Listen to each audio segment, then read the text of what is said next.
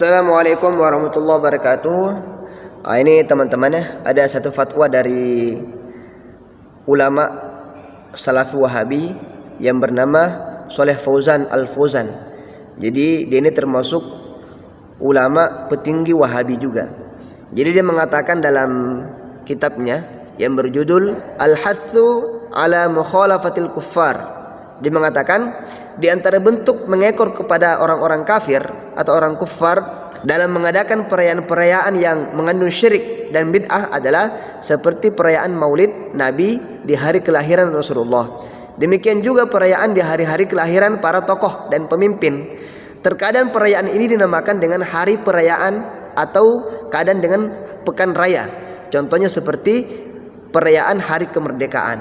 Jadi menurut ulama Wahabi yang bernama Shaleh Fauzan, bahwasanya merayakan hari kemerdekaan itu termasuk bentuk syirik atau bid'ah, teman-teman ya.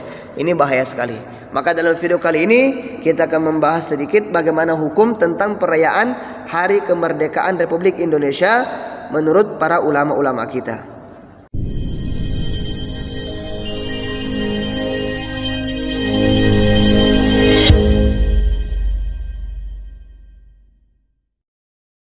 Jadi merayakan hari ulang tahun kemerdekaan dalam hal ini dapat dikategorikan dalam bentuk bid'ah muamalah ya.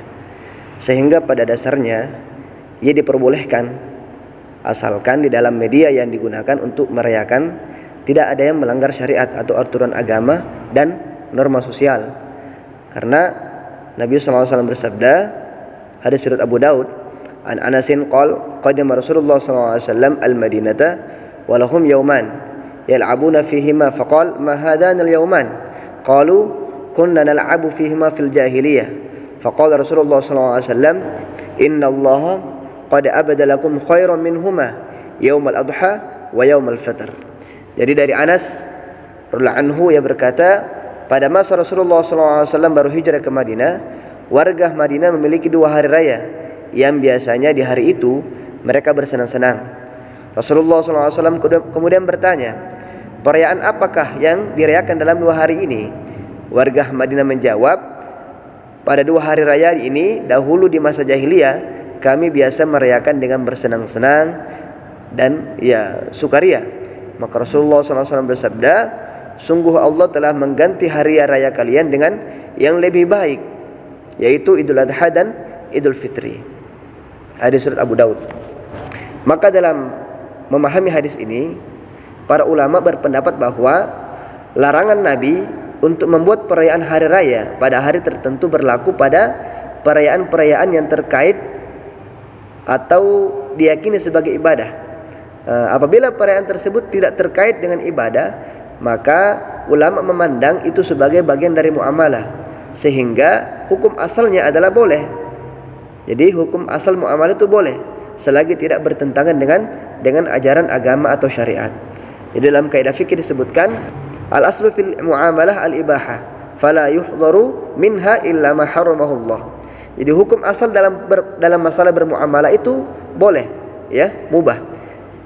Tidak dilarang kecuali yang diharamkan oleh Allah, itulah. Jadi illa ma haramahullah. Kemudian dalam kaidah lain dikatakan al-aslu fil asya al-ibahah hatta yadullu dalil ala adamil ibahah. Jadi hukum asal segala sesuatu adalah mubah atau boleh sampai ada dalil yang menunjukkan ketidakbolehannya atau keharamannya. Al-umur bimaqasidiha, segala perkara itu tergantung dari niatnya, begitu. Nah, jadi teman-teman, termasuk yang diperbolehkan dalam hal ini adalah pelaksanaan upacara sebagai salah satu bentuk refleksi atas perjuangan para pahlawan yang telah mampu mengibarkan merah putih sebagai tanda kemerdekaan. Dengan demikian, menurut para ulama, hormat kepada bendera ketika melaksanakan upacara juga bukan merupakan bentuk penyembahan atau litta'abud, bukan, melainkan sekedar wujud penghormatan atau lil ihtiram kepada jasa para pahlawan yang telah mengorbankan seluruh jiwa raga demi kemerdekaan Indonesia. Atas dasar itulah para ulama berpendapat bahwa hormat kepada bendera bukan termasuk sesuatu yang dilarang dalam agama, bukan.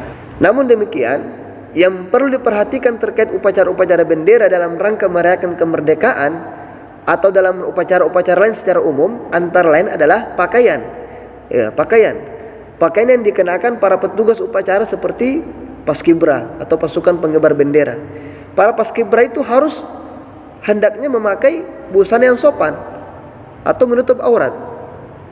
Nah, jadi kalau paskibranya tidak menutup aurat, maka keharumannya bukan pas pengibaran bendera, bukan, tapi karena dilihat dari segi yang lain, yaitu dia tidak menutup aurat, begitu. Kemudian hal-hal lain yang diperbolehkan juga berlaku pada tradisi atau adat-adat yang dilakukan di tengah masyarakat menjelang hari kemerdekaan Republik Indonesia dalam bentuk perayaan yang sifatnya mengenang jasa para pahlawan yang telah gugur membela tanah air. Apalagi jika dalam acara tersebut diisi dengan kegiatan-kegiatan positif dan bermanfaat, seperti contohnya pengajian, ceramah kebangsaan dan penanaman nilai-nilai patriotisme dan nasionalisme kepada para pemuda. Nah, itu boleh saja, bahkan itu dianjurkan kalau begitu. Namun, apabila dalam perayaan kemerdekaan diisi dengan acara yang tidak selaras atau bertentangan dengan syariat dan juga norma sosial, maka perayaan tersebut dapat dikategorikan sebagai perbuatan yang sia-sia atau bahkan bisa dilarang. Nah, dalam hal ini Rasulullah SAW memperingatkan umatnya agar meninggalkan perbuatan sia-sia. An Abi Hurairah anhu qala Rasulullah SAW, inna min husni islamil mar'i tarkuhu ma la ya'nihi, rawahu Ibnu Hibban. Dari Abu Hurairah anhu diriwayatkan, ia berkata, Rasulullah SAW bersabda, sesungguhnya di antara ciri baiknya umat Islam, ya, di antara ciri baiknya Islamnya seseorang adalah meninggalkan sesuatu yang tidak berguna atau sia-sia. Hadis riwayat Ibnu Hibban. Nah, jadi kesimpulannya begitu teman-teman. Jadi tidak langsung kita hukum itu haram atau mungkin bid'ah, syirik, enggak begitu.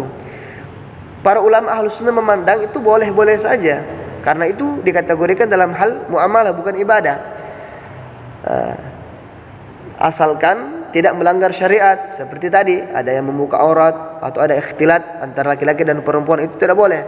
Selagi tidak ada perkara-perkara yang melanggar syariat, maka memperingati hari raya kemerdekaan atau hormat kepada bendera itu boleh-boleh saja.